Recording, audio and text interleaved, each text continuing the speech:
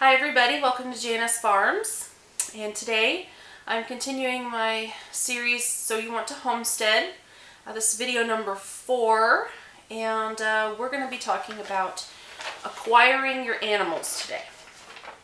Now, at this point, before you get some of your animals, you should probably already have your homestead, kind of already been setting up some infrastructure.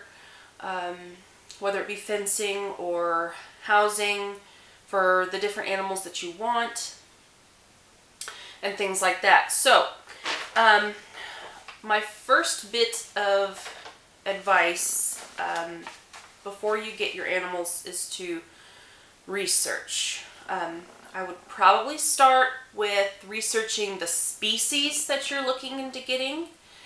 And then, after you've kind of got a good general feel, the do's and the don'ts, what you need, the proper housing that they need, the proper fencing that they need, different things like that, then I would recommend researching different breeds in that specific species.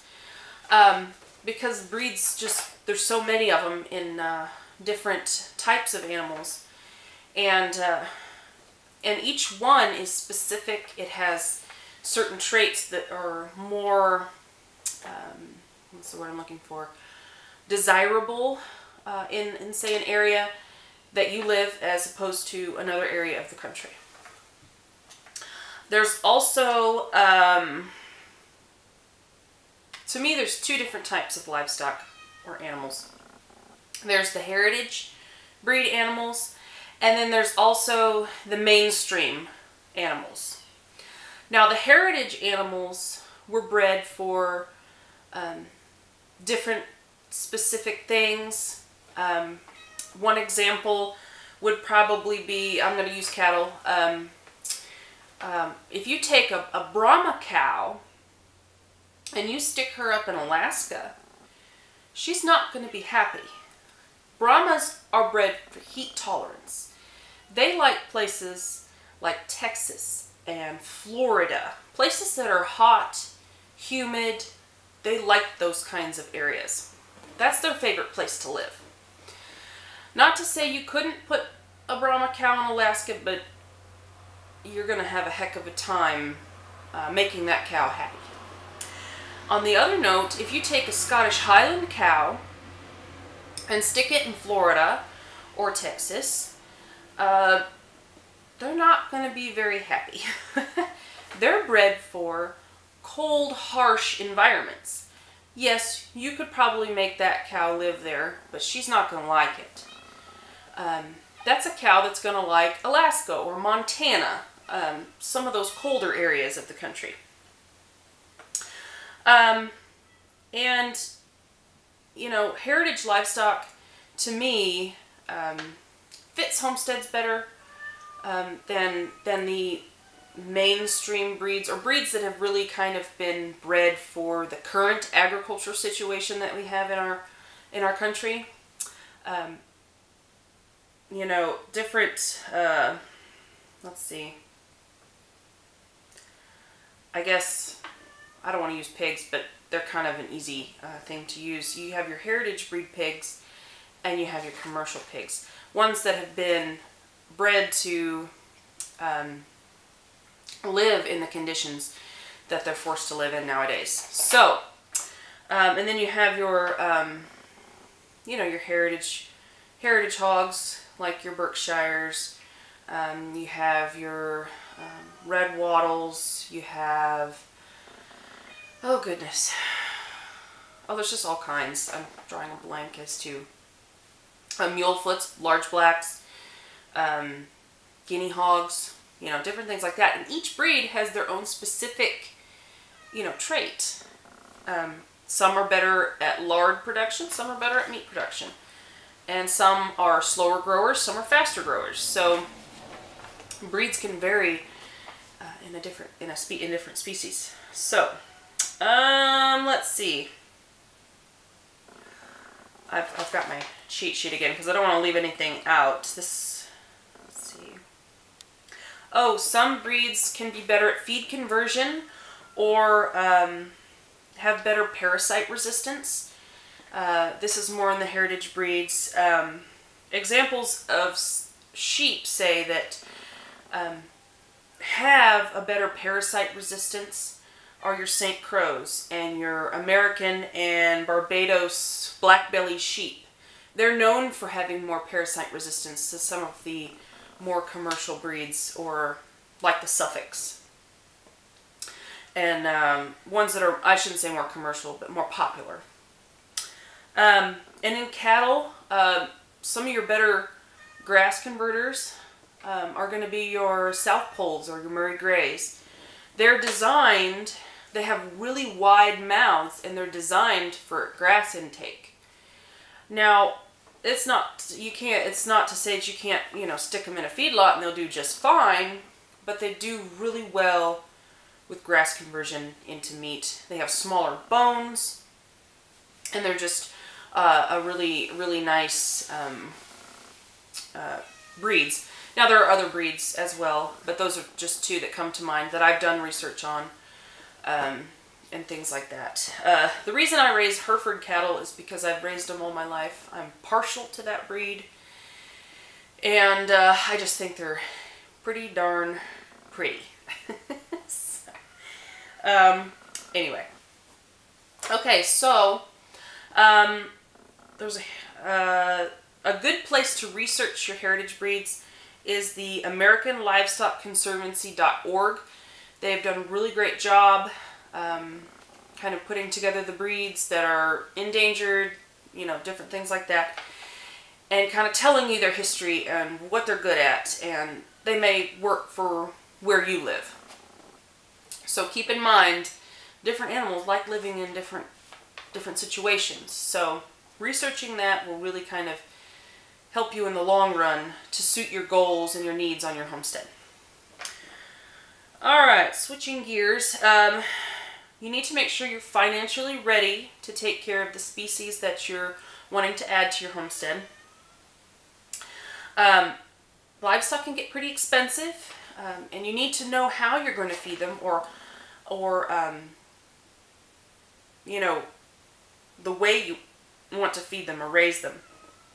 There's several different avenues you can take. You can take the conventional route and buy the feeds from the stores, and there's nothing wrong with that.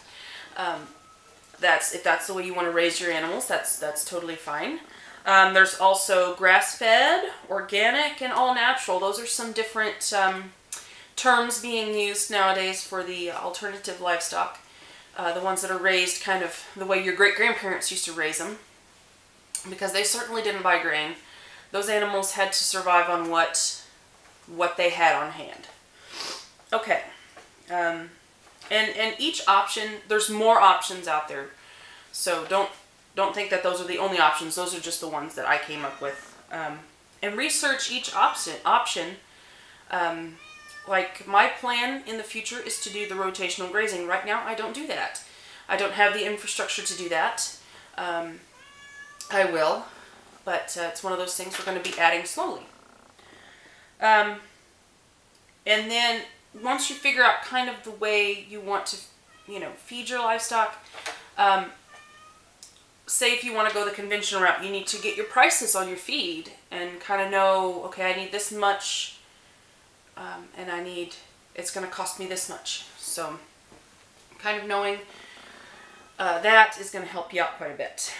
Okay, and then before you purchase your animals, make sure you have adequate housing and fencing for them, because it's really not fair to that animal for you to go get it where it's comfortable, bring it home, and stick it somewhere where it's just not going to be happy. It's really not fair to that animal. So please make sure that you have your infrastructure ready for that animal before you bring it home. Alright, so you've got all this stuff ready, and now you're ready to go purchase your animal.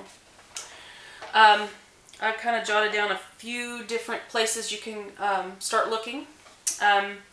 First thing I recommend is local farmers.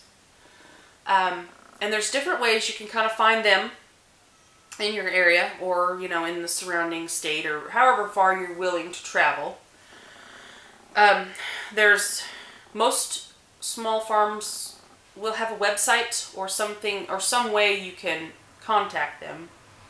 There's Craigslist, newspapers, social media, feed store bulletin boards. I know around here the feed store bulletin boards are pretty popular. A lot of people use those. Now, when you do this, always go to their farm. You want to see how these animals are being raised.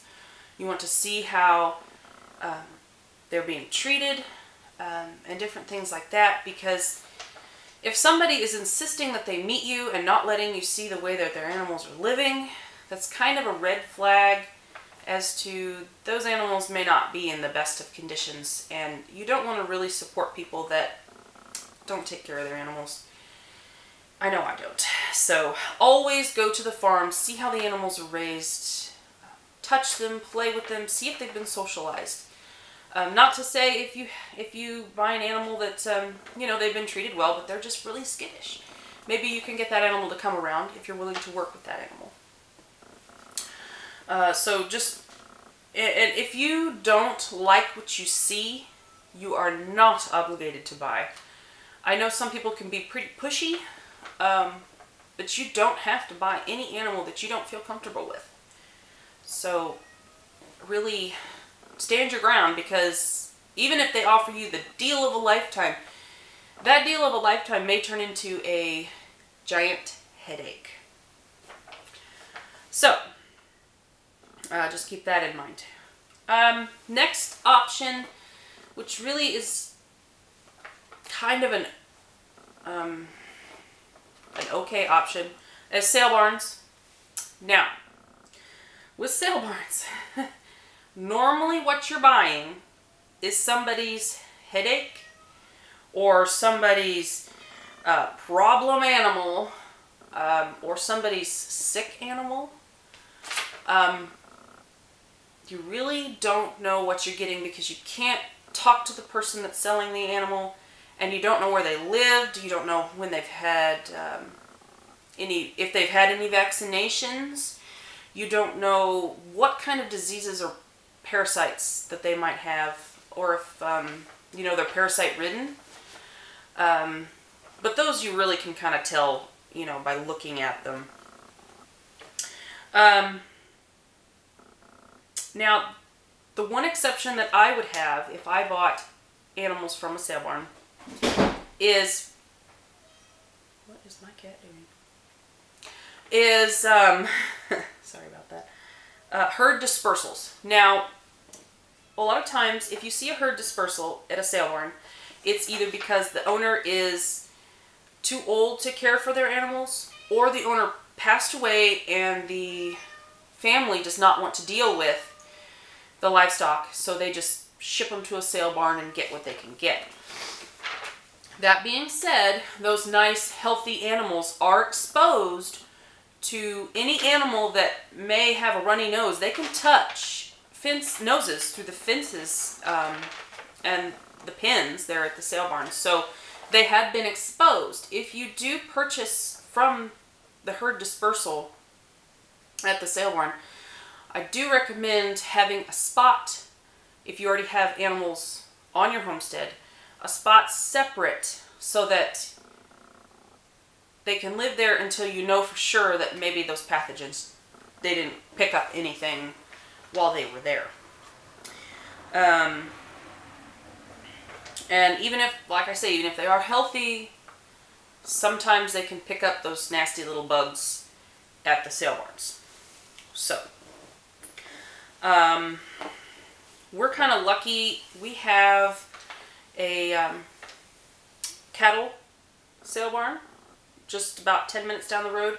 And then we also have another one that sells the sheep, goats, hogs, pigs north of us about 15 minutes. So we're kind of right in the middle of both.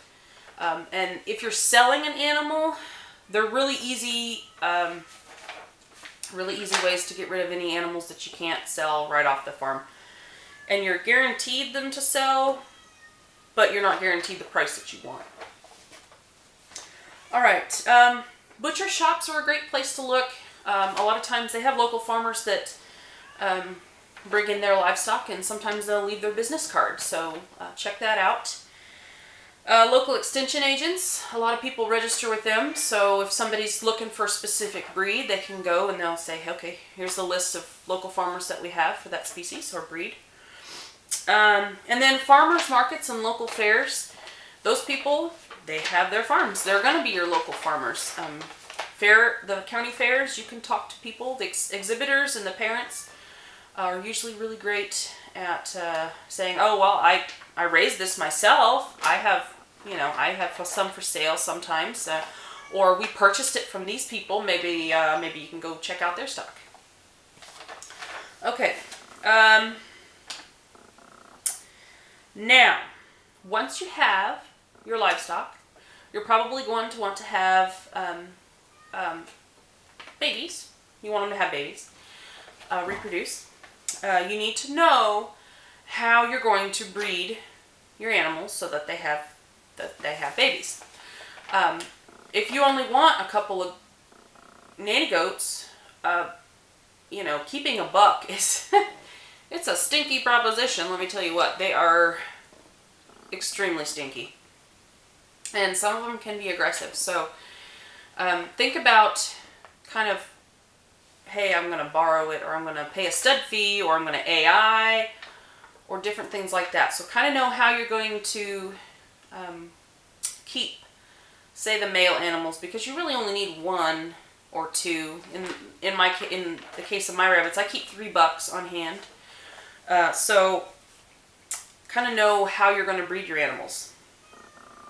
Okay, now once you have your baby animals, not all animals born are going to be breeding quality. And by that I mean when you have a breeding program, your goal is to make the next generation better than the last. So not all animals are going to meet that criteria. And those are what are called cull animals, which means they're going to end up on somebody's dinner plate. Now, if you don't want that to happen, then I would suggest either A, keep just the animals for pleasure and don't breed them, or B, plan to have lots and lots of livestock, because some livestock reproduce like rabbits. So have a plan, know what you're going to do with those extra animals. And they are a really great source of income for a homestead. We sell our calves. That's our main cash crop here on our farm. The cattle market has been extremely good to us as of late. Now it is kind of slumping off. So we've enjoyed a few years of high prices. They're starting to go down now, but that's okay. We've already sold all of our animals for this year. Hopefully next year it'll pick up a little bit. We sell our rabbits. We either sell them as weanlings or fryers, or we sell them butchered. So we have 3 different ways we sell our rabbits. I do sell some breeding stock in the spring. I do hold over some rabbits and sell them in the spring. That's when most people are wanting breeding stock rabbits, and there's usually a short supply. So supply and demand. And that's in my area. Some areas it's different, so you gotta kind of know your local markets as to when people want different things. In the spring around here, everybody is looking for a pullet that's ready to lay an egg. And they're in very short supply, and because most people don't want to monkey with feeding them all winter long and taking care of them. And they sell for a premium price in the spring. So that's kind of one other avenue that you can look into. Know what seasonally sells as far as animals and kind of go with that. Let's see. I think that's about all I had for you. As far as animals, just kind of know what you're getting into. Talk to people. Go to local farmers, ask to spend a day with them, see what, kind of what it's like. So I don't know, that's all I had for you today. So you guys have a good day, and take care. I hope this was helpful. Any questions, feel free to ask, and you guys have a good one. Bye.